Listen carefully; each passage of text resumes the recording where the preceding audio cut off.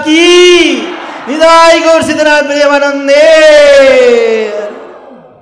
नमो विष्णुपदाय कृष्णपृष्ठाय भूतले श्रीमती जय पताका स्वामिनीति नामिने।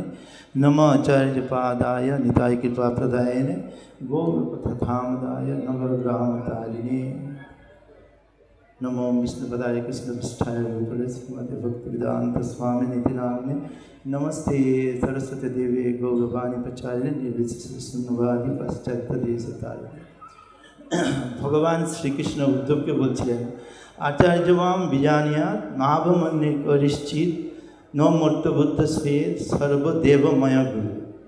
आचार्य হচ্ছেন আমারই অঙ্গস্বরূপ এবং সমস্ত দেবতারা এই আচার্যের শরীরে বাস করেন। তাই সবসময় আচার্য বা গুরুদেবকে ভগবানের মতো আমাদের শ্রদ্ধা করতে হবে। এই জন্য গুরু মহারাজের প্রণাম মন্ত্রের মধ্যে আচার্য এই শব্দটা উল্লেখ আছে। তো ভগবান চৈতন্য মহাপ্রভু বলছিলেন আপনি আচরি ধর্ম জীবেরই শিখায়। আচার করে হেকে বা না করে প্রচার, প্রচার করে হেকে বা না করে আচার। আচার প্রচার যেবা করে দুই কার্য, সেই জগতের গুরু সেই আর্য। তো গুরু মহারাজ নিজে আচরণ করে উনি আচারও করছেন আবার প্রচারও করছেন। এই অসুস্থ শরীর নিয়েও উনি সারা পৃথিবী জুড়ে প্রচার করছেন। তো গুরু মহারাজ এইভাবে আচরণ করে উনি দেখিয়ে যাচ্ছেন, তাই উনি হচ্ছেন সর্বশ্রেষ্ঠ আচার্য। একবার কি হয়েছে, প্রভুপাদ এরকম বড় করে প্যান্ডেল হয়েছে, 40,000 50,000 ভক্ত প্যান্ডেলে আসছে, প্রভুপাদ কথা বলছেন। তো অনেকেই বড় বড় ব্যক্তিরা প্রভুপাদের সঙ্গে সাক্ষাৎ করতে এসছেন। তো একজন মিনিস্টার এসছেন, এসে বলছেন যে আপনার এখানে তো চাঁদের হাট বসেছে, মানে অনেক সুন্দর সুন্দর প্রভুপাদের ভক্তরা। প্রভুপাদ যখন আমেরিকা থেকে আসতেন না, পুরো প্লেনটা রিজার্ভ করা হয়ে যেত, মানে 400 জন হয়তো প্লেনে আসবে, 400 জনই শুধু ভক্ত, আগে থেকে ওনারা রিজার্ভ করে নিতেন। আর এইভাবে আসতেন, এইভাবে মুম্বাইতে আসছেন, এইভাবে খুব সুন্দর করে অনুষ্ঠান হচ্ছে। তো উনি বলছেন এই ওরা তো চাঁদের হাট বসেছে, এত সুন্দর। তো প্রভুপাদ তখন বলছিলেন এই যে আমার একজন শিষ্য হচ্ছে জয় পতাকা স্বামী, সে ভগবান চৈতন্য মহাপ্রভুর পার্শ্বদ, সে আমার এই আন্দোলনে আমার কাছে এসছে, এই আন্দোলনকে প্রচার করা, সারা পৃথিবী জুড়ে প্রচার করার জন্য।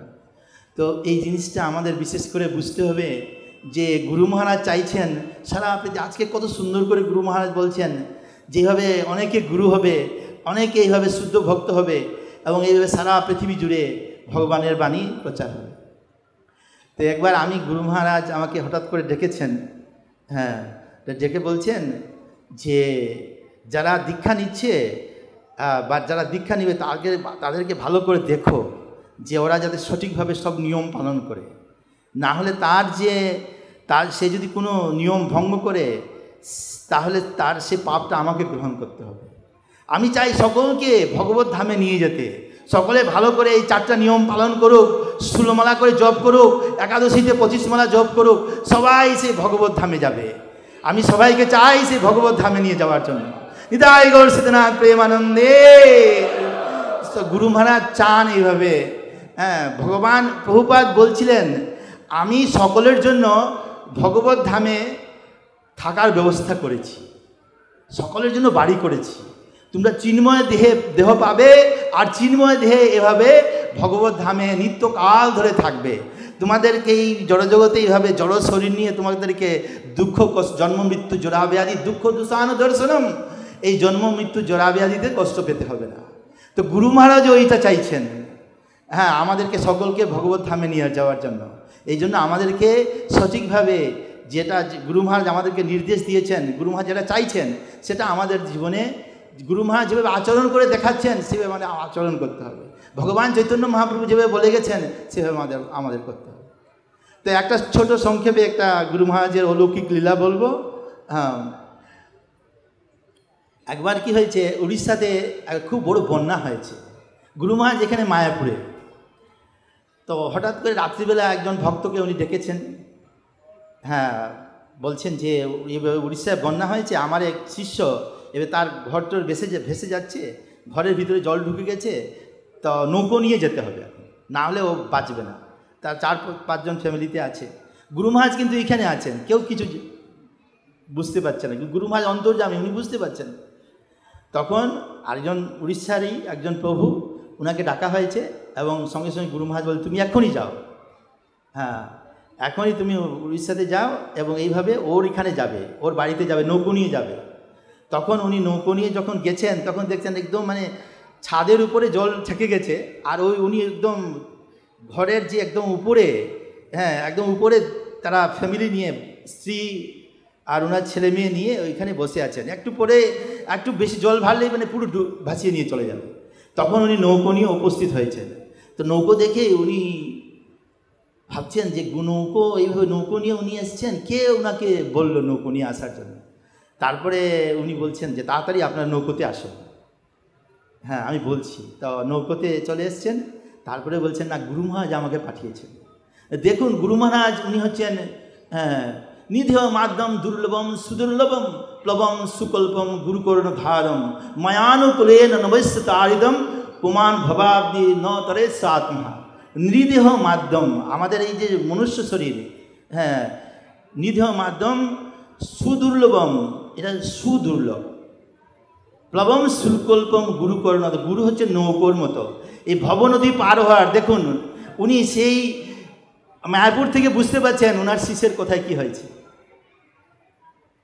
তো এইভাবে গুরু মহারাজ এভাবে উদ্ধার করছেন, ভবনদী পার করে আমাদেরকে ভগবত ধামে নিয়ে যাবেন।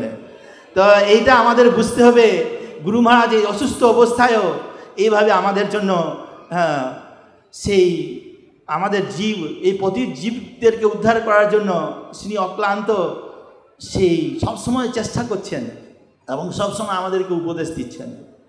তো আমি সবাইকে একটা অনুরোধ করব, গুরু মহারাজ যাতে দীর্ঘকাল ধরে আমাদের কাছে উপস্থিত থাকেন এবং ওনার যাতে স্বাস্থ্য আবার সুন্দর করে ফিরে আসে, হ্যাঁ আমাদেরকে যাতে আবার কৃপা আশীর্বাদ করতে পারেন। এই জন্য বিশেষ করে সবাই আপনারা একসঙ্গে আমার সঙ্গে হরে কৃষ্ণ মহামন্ত্র বলবেন গুরু মহারাজের সুস্বাস্থ্য কামনার জন্য। হরে কৃষ্ণ হরে কৃষ্ণ কৃষ্ণ কৃষ্ণ হরে হরে, হরে Ram Ram Ram Hare Hare.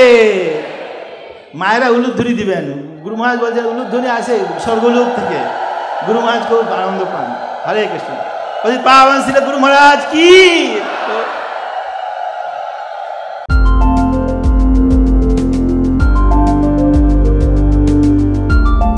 Thank you for watching our videos.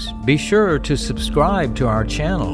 We publish new videos every day, and don't forget to like and share our channel.